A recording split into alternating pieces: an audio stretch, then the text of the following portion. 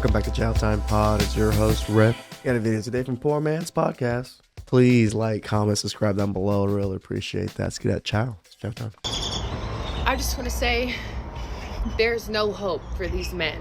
Bitch, why is my tire so flat? Hold on. Why is my tire so fucking flat I can't even drive on it?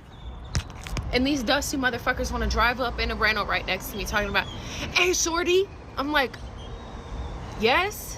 Hey, you fine? What's your Instagram? Bitch, you not see me trying to change my tire? You're sitting in the car. No, you're strong, independent, don't need no man. You're driving a Porsche Cayenne or whatever. You don't need us. You rich. You got a great job. Asking me for my Instagram? Anyways, let's change this tire. We don't care. Let me tell you. We don't care. What can I say? I guess equality is tiring. Bobby! No, Bobby! Sometimes equality just takes the wind out of you. Bobby! Go!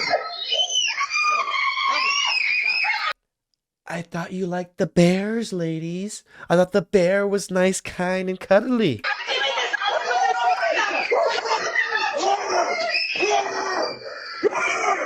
And it takes a man to fix this shit. Inside. Look at that shit. This is why you choose the man instead of the That's bear, what because I'm if a man fucking feels like talking about. his family is threatened, Help the bear. You happy that you act more like a man than the actual man. Congratulations! Now we finna get. Now you finna go work on the railroads. Since you want to act like that, go ahead and go build a train, bitch. Take your strong ass. Ray, Okay, so is this a voodoo doll? I made a voodoo doll of your ex. Maybe your father didn't spend enough time with you. I hate that man. Alyssa! That is the most deranged shit! Oh. Talking about voodoos, guys. This is like a form of it. Just saying. Oh my god! I was in my room watching an ADHD documentary, making the voodoo doll in bed. Why Fugly, does it but actually look like him, bro? This is so troll. Yeah. I actually am so scared. Like, what if it actually harms him? Should we test it? oh my god. No. I don't know what it is.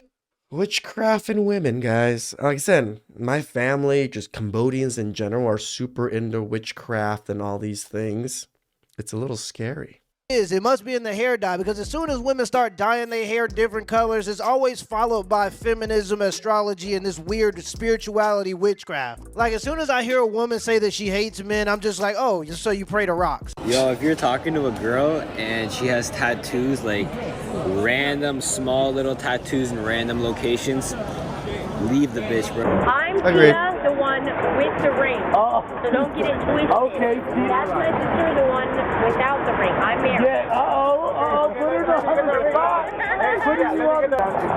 Really? Tia, the one that's married.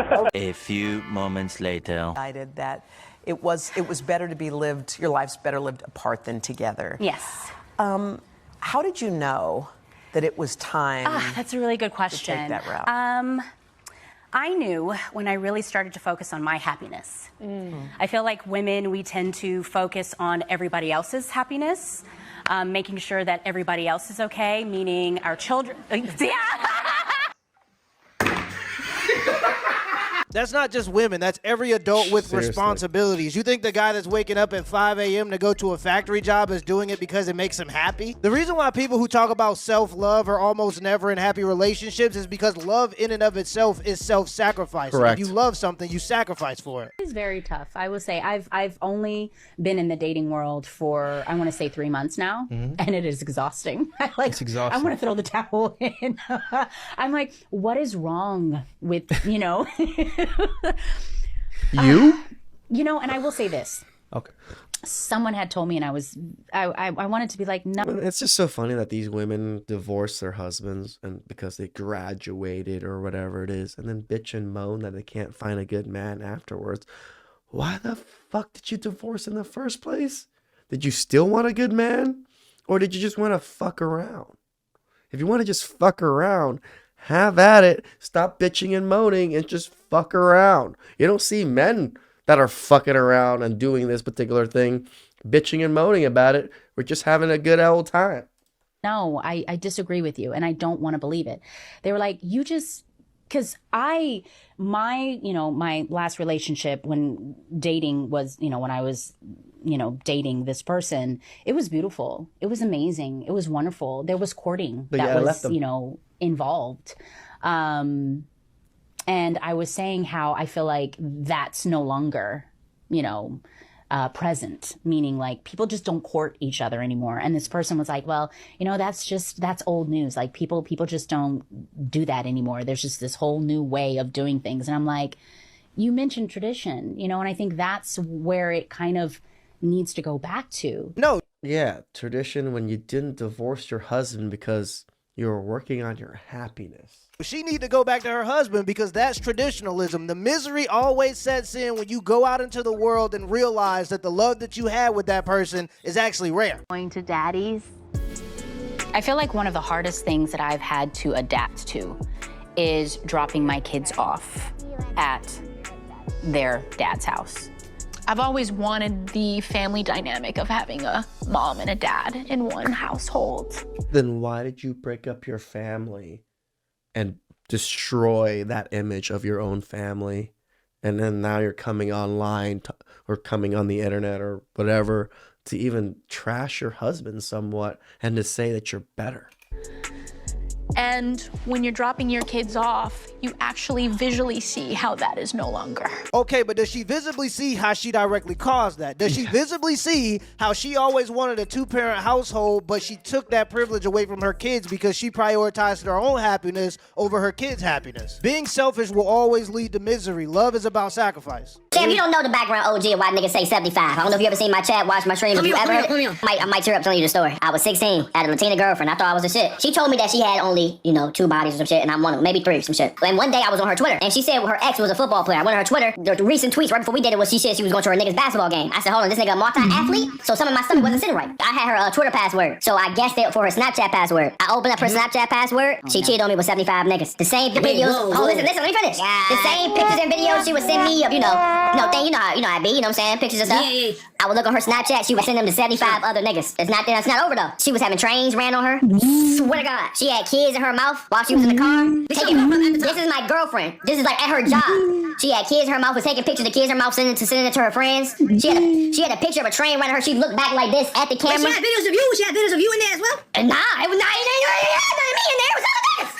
So she had no videos of you. No pictures or nothing. She had kids. Even make it to the gallery. Bro, she had kids in the mouth. She was sending it to her friends. She had a picture of her getting a train running her, right? She looked back at the camera like this.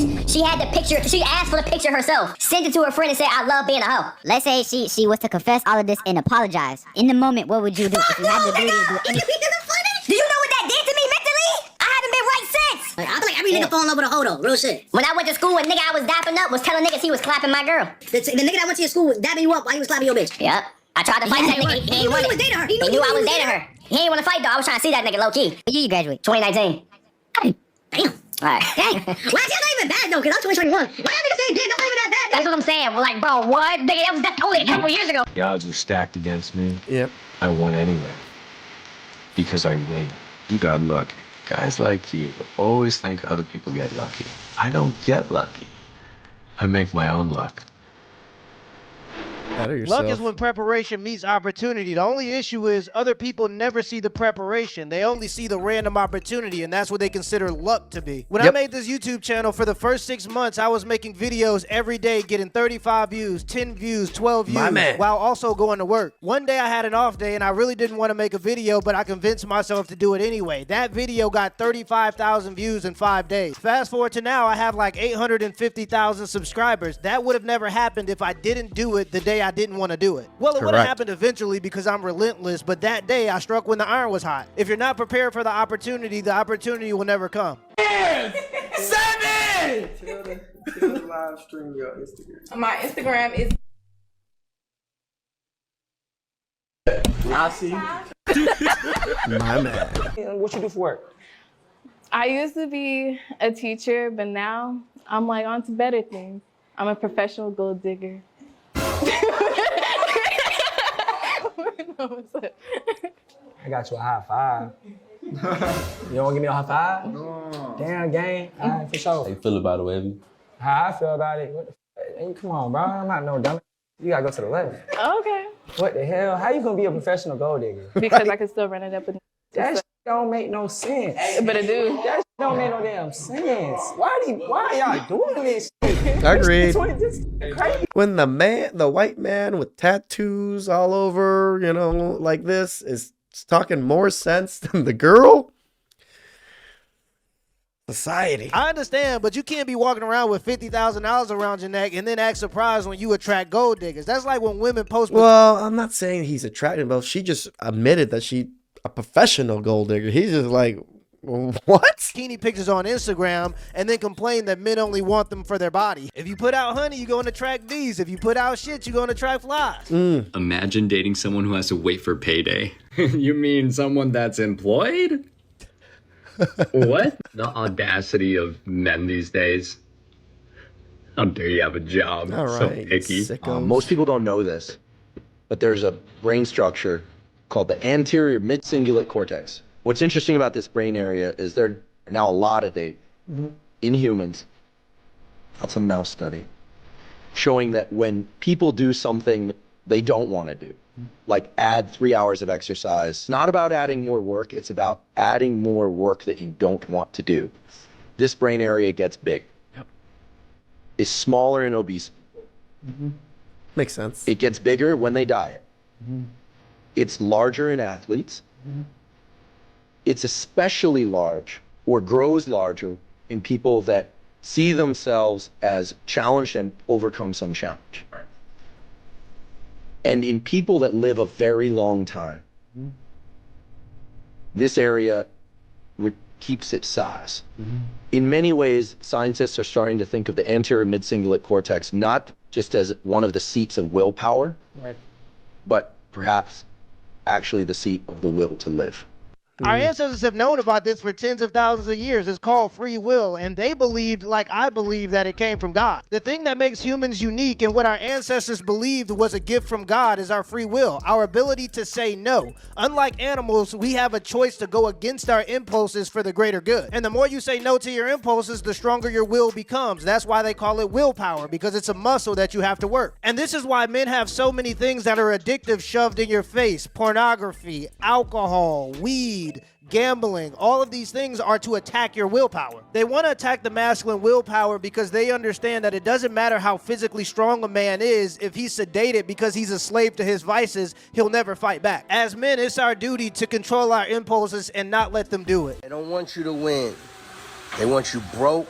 They want you miserable. They want you unhappy. So make sure you be happy and you keep going and you keep winning. Willpower, grit. To me, grit and willpower are one and the same almost. Willpower is the power to want to do things. Grit is the power to want to do things after you fuck up and fail. That to me is more powerful than willpower, because you gotta have the grit. You gotta understand you're gonna take hits. You gotta understand you're gonna lose. You're gonna stay. No one wins forever. But the other side of it, no one loses forever. As long as you keep trying and applying yourself, stumble forward and stay confused. Please like, comment, subscribe down below. I really appreciate that. I'll catch you guys next time. Ciao.